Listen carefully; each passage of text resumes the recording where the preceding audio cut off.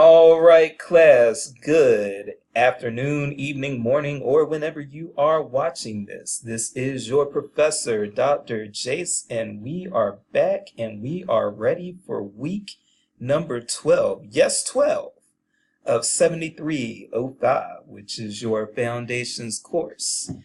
I am happy to be with you all once again, and I think this video, I apologize, is actually going to be a bit on the long side because I do have a clip that I want to show you, and I'm going to show you about 5 minutes of that clip.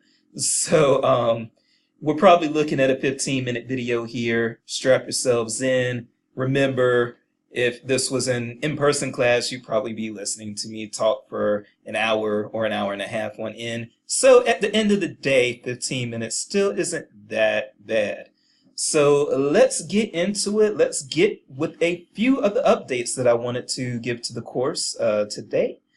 The first update is I do want to let you all know that your next assignment, which is your critical essay, is up and available and is due on November the 29th. Again, that is November the 29th. It will say in your syllabus November the 29th. It will say in the assignment prompt screen on Canvas November 29th. And I'm saying to you November the 29th. So it is November the 29th. Now, yes, the guidelines that you will download, and I apologize, those guidelines are long. I'm going to need to shorten them for next semester, but right now, honestly, I was just kind of in a crunch and I had to get it up. But those guidelines do say the 25th. Please know that that is incorrect, but I was having to take stuff in and out of Canvas to try to update things, and I just decided I can tell you all the 29th and it should somehow resonate. So even though that Word document that is the guidelines does say the 25th, it is actually the 29th when the assignment is due. I would recommend those guidelines are long. They're like 9 pages long. Again, I apologize. And that's a lot of instruction for a 1,000 word essay, but this is just kind of where I was with it at the moment. It was just I was trying to condense it, trying to get it more succinct, but there was a lot that I wanted to explain, and I was hoping, and we'll see if this actually pans out, but I'm kind of hoping that this explanation, that 9-page explanation, will reduce some of the questions and uncertainty that people are going to have. Again, I don't know if that's going to be the case. I'm hoping that that's going to be the case, but you just don't know until it goes. Now, one thing that I did highlight in bold in the guidelines is that you are going to probably do your best on this assignment if you pick one article to concentrate on. A 1,000 word essay really isn't that long, you all. I don't know if you have any experience doing them, but that's not a very long essay. So, yeah, you've got a 1,000 word essay that's going to be due to me on the 29th.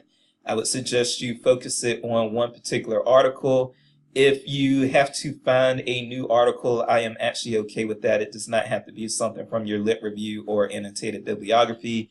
You have already read the contents for your lit review, I'm assuming.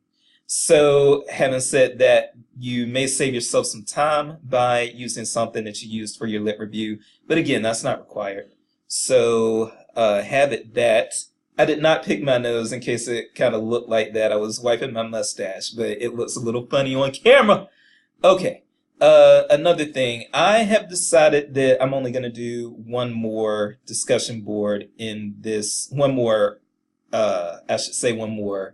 required discussion board in this class. And so that's actually going to be the week 13 discussion board. And it is already available. You should be able to see it now, but it's with the week 13 readings, not the week 12 readings. So there may not be much that you can say on that right now. Focus on your week 12 readings and themes. Copyright is pretty neat, you guys. So I do hope that you will concentrate on the readings this week. And I said copyright, but I mean intellectual property in general. It's pretty neat stuff. So I'm hoping that you all will embrace the opportunity to read over that. Let me pause. Okay, and I just paused really just to see if there were any new questions on the discussion board since I started playing around with assignments and updating the course. I don't see any, so I am going to proceed. If I do have anything that I need to update the entire class on, I will do that a little later and do it by email if it can't wait until next week. So what I want to do now is to go ahead and kind of get you all into that, again, thinking out of the box mode. Again, we are talking a little bit about copyright and intellectual property and those sorts of things this week. So what I wanted to actually share was this video that doesn't really have to do with libraries, but it still has to do with copyright and intellectual property. And I wanted to share this video because it also deals with preservation. And so when I was watching this video a few weeks ago, I was like, man, that's actually pretty cool. This video, even though it's not specific to libraries, it's something that could happen in libraries or archives or in museums as far as something happening that pits the core value that librarians have as far as protecting intellectual property, and it pits it against the core value that librarians have as far as preservation and access. And I was like, man, this is really, really cool. So I'm going to show about 5 minutes of this clip. I'm going to start it in within the next minute. And what I want you all to do is just kind of look at what this guy, he's a very well-known video game enthusiast who is running a channel on YouTube. I was about to say Facebook, but YouTube. But he actually speaks at gamer conferences and things like that, and he's talking about emulation. So I like this in part because it gives me an opportunity to kind of switch up and not deal specifically always with library stuff. This still deals with the library themes of preservation and intellectual property. Those are LIS issues, but it's not focused specifically on libraries. But as you're listening to him, I do think that it can translate to libraries pretty easily. So what I'm going to do now, and what I need to do is change this so that you don't get computer sounds from both my microphone and the computer microphone, because then you'll get an echo. So let me do something here, and then that clip will start. All right, here goes nothing. Let's see if this computer audio is working. All right, I'll come out and say it. We are headed down a very slippery slope that could lead to the death of emulation, ROMs, and seriously harm video game preservation.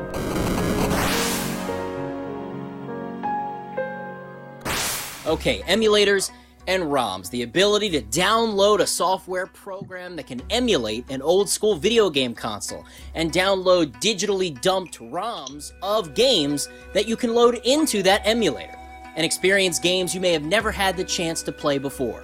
And I remember the very first time I ever experienced an emulator. It was electronics class in high school on one of the programming station computers. A friend of mine brought up this program, and I was suddenly playing Super Mario Kart on a PC.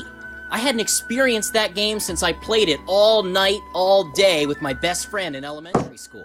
I was a sophomore, I think, 2002, 2003, and the emulator was ZSNES, but at the time I didn't know it was an emulator. It just was this big, blue, full-screen, DOSy interface. ROMs of classic video games have become such a common staple in this community. Whether you play all your games digitally or you're still like me and you have to have all the physical games and hardware, all of us can appreciate the benefits and the contributions that emulation and ROMs have given to our community and what they've done to enhance the way that we experience those old school games now. And the chance to experience all those classic games from my childhood and build that nostalgia, it inspired me to reclaim my passion for video gaming, and I started collecting. But that might be an experience that becomes an old, tall tale from long ago if things continue down this dangerous path. To go back to the beginning, the recent beginnings of this, Nintendo filed a lawsuit against two major ROM websites. Serious business, we all know you don't mess with Nintendo. And they didn't push back. The sites got rid of anything Nintendo-related, ROMs included. And I believe one of the sites is actually completely wiped away. Now, these are not ROM websites that I have ever frequented, and I wasn't really informed about all this stuff that was going on until today, when I heard that MU Paradise, a site that I do use, was updating and making some changes. That change? The ROMs are gone. Not accessible. They knew dangerous times were coming for a publicly well-known website, and MU Paradise was my go-to site for emulation and ROMs. I don't even know how long I've been visiting the site. It was easy to use, it was safe, and it was filled with nearly every classic video game you can imagine. Obscure, rare, common, unknown, imports. Everything. And it's over. And after 18 years of service, databasing, preserving, archiving these amazing pieces of video game history, it's gone. But Dave, ROMs are illegal. Why do you care? You've got tons of physical video games. Not everybody is crazy like me. And how do you think I found out about a lot of these games? Emulation. Testing out vintage video games and realizing, oh man, I have got to add that to the collection. I want to have that experience. I've always used emulation as a way to play test video games, but there are so many other benefits. And I mean, a major one is digital archiving. Can we trust every single game development company to maintain digital archives of all these classic experiences? Are they going to care about them the same way that we do? Let alone all the prototype games that have been found that would have never, ever been released. Thanks to these emulation and ROM communities, our community, the gaming community, these games have seen the light of day and people have been able to experience them for the first time ever. I'm worried about the future of video game preservation. Sure, there are museums and people with massive collections that care about the history of video games, but not everyone can go to those people's houses and go to those museums and experience the games and play any game they want. Is it going to become this weird database that's not accessible by the public, and the only way you can experience the pre-cloud era of gaming is by finding a physical cartridge or disc? Okay, I'm going to stop it right there. If you want to watch the rest of that, then I will have the link to the entire video underneath probably the actual video in the announcement. So I'm going to leave it right there as far as what he's saying. But what I'm going to say from there is that I actually, when I look at what Game Dave is trying to say here, I do feel that there should be a system in place for digital archiving of video games. I do. I don't know what profit Nintendo really stands to gain on any sales of games that were released for the 8-bit NES or the 16-bit SNES or all these classic video game consoles. I think that what's being sold now, you'll have like hard copies of the games for the most part being sold that are being sold on Amazon or what have you. And then, yes, you do have, I'm not a gamer myself, but I do understand that there is sort of a game store where some of the more well-known classics like Mike Tyson's Punch-Out, you can buy those, I think, for like, if it's not the Wii, then it's something else. Somebody who is actually gaming these days, please set me straight on that. But there was like a Nintendo Wii store at one point. You could buy a lot of the classics on that service, but I think that there are still a lot of games out there that you can't really get on those services, and I think that Nintendo should probably, if they retain rights to those games, they should either make all of those classic games available through those new avenues, these more recent and modern like stores like the Wii store that you can buy that stuff from, or they should allow the emulation, because otherwise, like if you don't allow the emulation and you're not making everything accessible, then what's happening is people are just selling the used product, or they are selling things that they got in bulk at a discount, and they may be new or not before used, but I still think that it's some third-party distributor at that point getting the sales money and not Nintendo. So I would love to see those things kind of freed up for people. And I do see how this could have implications for the LIS field broadly. So I wanted to leave you all with that. I hope you enjoy the readings, and we also do have a video that features the current ALA president, who everyone should know her name. If you don't, it's Loida Garcia Febel. And so I hope you enjoy listening to her. She recorded something years ago that is relevant to the theme for this week. So, and she's a lovely person. I think you all would enjoy her if you ever met her. So anyway, I'm going to leave it there before we get to the 16-minute mark. Thank you so much for all the hard work that you all do. I'm having a wonderful time with you all. Have a wonderful day.